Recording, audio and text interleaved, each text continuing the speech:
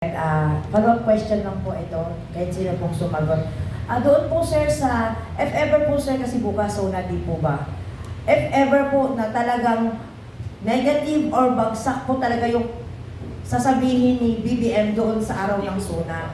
So it's a big deal for the UPI to make a big preparation sa ating coming rally kasi sa totoo lang, dadami po ang susuporta kung itong kanyang SONA ay lahat po hearsay at negative para sa taong bayan. Ano po masasabi natin, General? Tama yan, kasi nga, pagka walang ginawang konkretong aksyon ang Pangulo para i-report sa taong bayan, sabi nga ni Captain Ray, lalong titindi yung galit ng taong bayan. Kaya dapat magpakita talaga ang Pangulo, hindi lamang yung magagandang salita dyan, magagandang English, mga motherhood statement, kundi isang mga konkretong bagay na mapatunayan o gagawin na talagang itong sinisigaw natin noon pa ay mapanagot itong mga involved sa mga katiwalian na ito sa ating bayan. Dagdagan ko lang, para sa kaalaman ng lahat, hindi po UPI per se kami ang nagdi-decide ng bawat rally.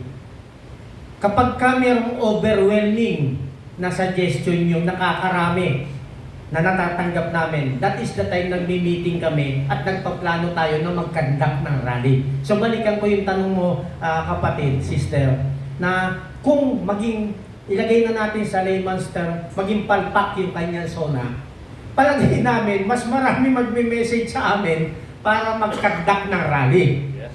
Sigurado yan. At announce na rin namin na hindi po sarado sa isang sektor lang bawat rally ng UPI. Open po ito lahat ng religious sector. Ino-open po namin. Lahat ng mga group parallel, ino-open po namin yan. Hindi lang po sa isang political side, both side. Kasi bakit? Balikan ko ulit yung sinabi ni Colonel John Galang. Lahat tayo ninakawan. Kung may liberal dyan na gustong sumigaw ng accountability at galit na galit sa mga nagnakaw, alam ka naman pigilan natin silang manawagan at sumama sa atin dahil sasabihin natin, huwag ka, dilawan ka. May common denominator tayo . Ganon rin yung sinasabi natin sa ibang mga parallel group. Ang iniiwasan lang natin, ito, kapag may panawagan tayo ng accountability, gusto nating may mapanagot dahil doon sa malawakang naka 1 trillion ang nawala, ikaw ninakawan, ako ninakawan, lahat tayo ninakawan, at tumayo sa stage at bit-bit niya ang political party, nawawala yung essence ng accountability. Nagiging one-sided siya, nahahatak ng political identification, nawawala yung common denominator. Pwede naman po kayong sumama. Pero huwag na kayong magbanggit ng kahit na sinong personality, lalo na politiko. Kasi yun ang division natin . Last po ito, never po mayu-unite per se ang bayan natin. Bakit po? Dahil hati tayo sa political inclination. Given po yan. Never po tayong ma-unite. Social media nag-aaway, aktual nag-aaway, rally hindi magkasundo. Kasi ayaw nating magising sa katotohanan, ayaw nating mag-mature, na baguhin muna natin yung bansa. Tanggalin muna natin yung dapat tanggalin at ayusin natin yung bansa at magkaroon tayo ng patas na eleksyon na wala yung smartmatic, wala yung machine, patas. At doon tayo magsimula. Kung manalo yung kalaban, okay, nanalo siya sa bilang na gusto niyang makuha.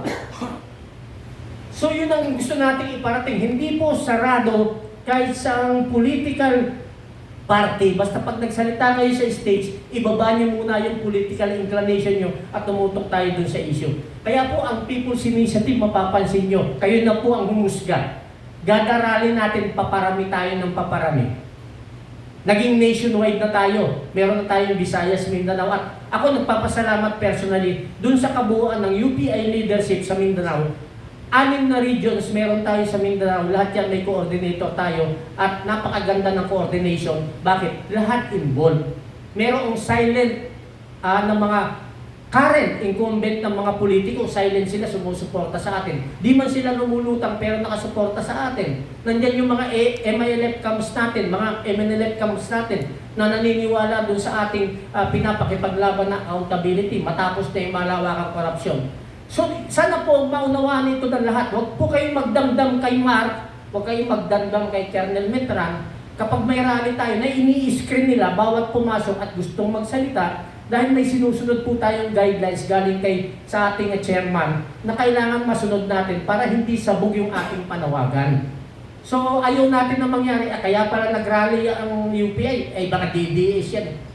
Ba't pa nila sinama itong mga dilawan yan Sumama pa yung mga yan. Wala pong ganun sa UPI. Ang nilalagay natin sa tamang perspektibo siya, na mauna muna yung common denominator natin na maisulong siya at maisakatuparan natin para manalo tayo sa laban. Kung walang tanong, Okay. Wala kang makalimutan. Hello.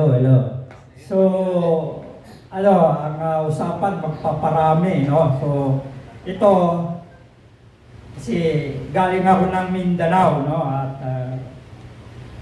nagatin ako ng rally ng UBGP last month. So, bilang kayo, no? Dating mga sundalo, so grabe yung naranasan namin pagpunta ng rally dahil libo-libo yung harang ginawa ng mga kasundaluhan sa pupunta ng rally, no? So alhamdulillah nakarating din ako ng Cotabato at ako doon sa UBGP. So ano masasabi ninyo na ginagawa ng sundalo, tad-tad ng checkpoint, lahat ng dadaanan namin hinaharang? Okay, ganito. Ang mga kasundaluhan natin at pati kapulisan, nakakaunawa yan kung ano yung pinapakipaglaban natin. Ngayon, nagkataon na may mga utos galing sa taas. Kaya nga ang naging suggestion ni Colonel John Galang, kapag may nangaharang, magpaliwanag tayo kung bakit pupunta tayo. Kung sakali at nanindigan sila na ayaw, doon na tayo mag-ipon-ipon. Kung saan kayo hinarang, doon tayo mag-conduct ng peaceful assembly natin. Maunawaan nila yan. Alam rin nila na mali yung pagharang. Alam nila yan. Kaya lang wala silang magawa dahil ang hierarchy natin sa ating mga kasundaluhan, talagang susundin nila yung utos at ipapatupad nila. Pero makikita nyo naman pag nag-uusap kayo, nauunawaan nila yung gusto natin Kasi kaisa natin sila So, ang pwede nyo sabihin sa kanila, ano bang pwede namin gawin para maipatupad nyo yung katungkulan ninyo at magawa namin yung gusto namin. May nangyari na yan. Dito sa Cavite. Okay. Kaibigan naman natin, halos lahat ng mga LGU dyan sa Cavite, ayaw silang patagusin, bus at saka van. So, tumawag sila sa akin, sabi ko gano'n sa kanila, kausapin nyo yung pinaka-commander doon sa checkpoint. Ang sabihin nyo lang ganito, Sir, ano ba yung pwede namin gawin nang naaayon sa kagustuhan nyo na hindi lumabas na sumuway kami sa gusto ninyo, pero nagawa naman namin yung gusto namin gawin para sa bayan. Anong ginawa nila? Yung leader noong mga bases, yung coordinator, at saka yung pinaka-commander sa ground, nag-usap. Anong ginawa nila? Pwede bang bumaba kayo dito sa checkpoint? So bumaba sila sa checkpoint. At pag nakababa na kayo, pwede na mag-proceed yung bus nyo. Hindi na namin kayo tuturuan kung saan kayo mag-meet. O di ba napakagandang arrangement? Di ba? Napatupad nila yung gusto nila, wala. O na, pababa namin, binidyohan nila na pababa. Naglakad na yung mga iba. O proceed na kayo, wala nang karga yung bus Ang binulong na lang sa kanila ng commander, bahala na kayo kung saan kayo magkita-kita. Nasa tamang pag-uusap nauunawaan nila tayo kasi ayaw nila, nakamonitor yung higher-ups nila Pag di sila sumunod, patay sila. May maraming magagandang paraan kung gusto natin at may mga dahilan kung ayaw natin. Ano yung dahilan para hindi tayo pagbigyan? Pag inaway na natin sila, wala na, talagang panindigan nila, bumalik na kayo. Stop na. Yun na yun, huwag tayo makipag-argumento, magpaliwanag tayo. Colonel Johnson. Nabisto na ngayon ng mga bossing nila ng gagawin. Yung UPI talaga, magaling di ba? Pero hindi tayo nagbebend ha? Kung yung pong mga forces on the ground ay may diskarte, ini-encourage din po natin yung ating mga kababayan na dumiskarte rin. May pamamaraan po yan. Yung pong mga kasama natin noon sa Liwasan, last July 19, ang iba po dun taga Laguna, meron pa nga taga Quezon. Kasi kung mapapansin nyo, paminsan-minsan lumalabas kami, nag-iikot kami, nagtatanong kami doon sa mga tao eh. As far as Quezon, may dumating doon, paano nakarating? Paano nakamisun sa checkpoint?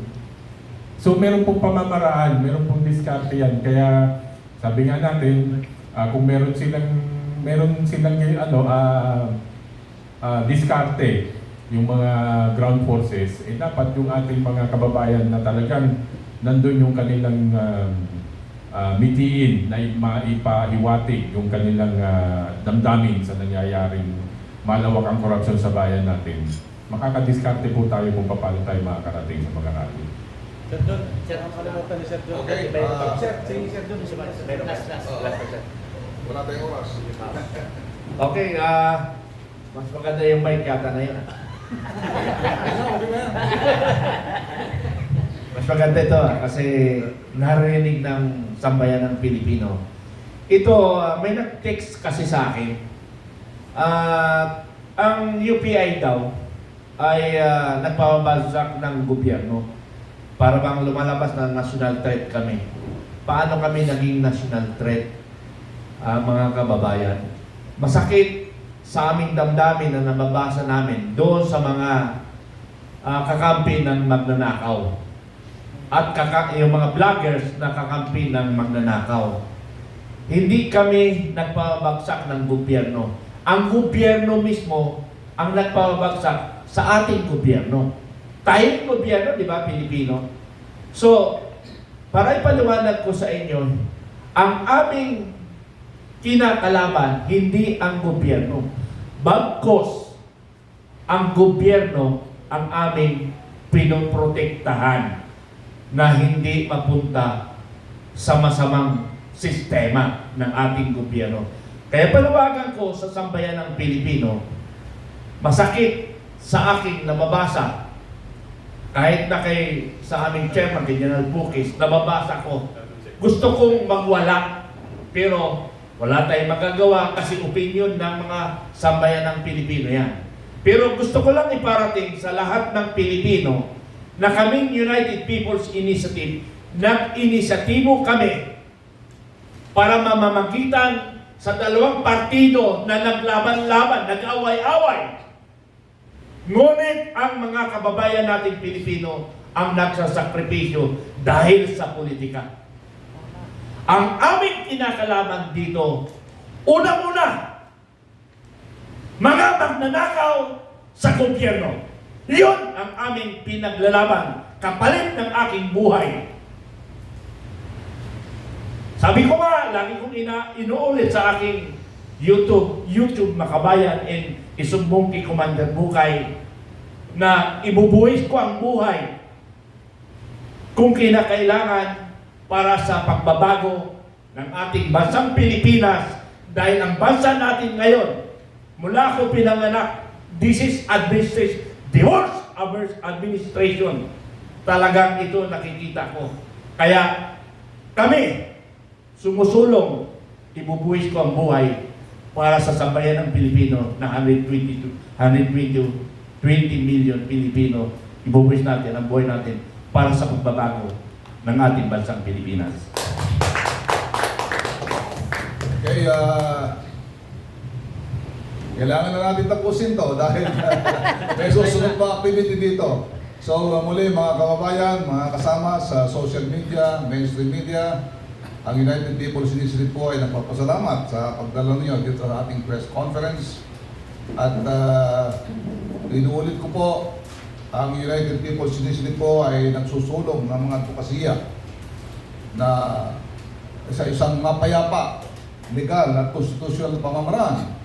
Kaya itong dahilan natin bakit natin kinansel ang ang ating People's Rally ngayong araw at saka sa ibang lugar, naliwasan sa ibang lugar dahil nga sa banta ng seguridad. At napatunayan nalaman natin na mayroong mga nagbabalak na buluhin ng ating mga rally dito sa Manila. Kaya kinansel po muna natin. Pero makakaasa po kayo na pagpapatuloy po natin ang panawagan, ang pagpapahayag, ang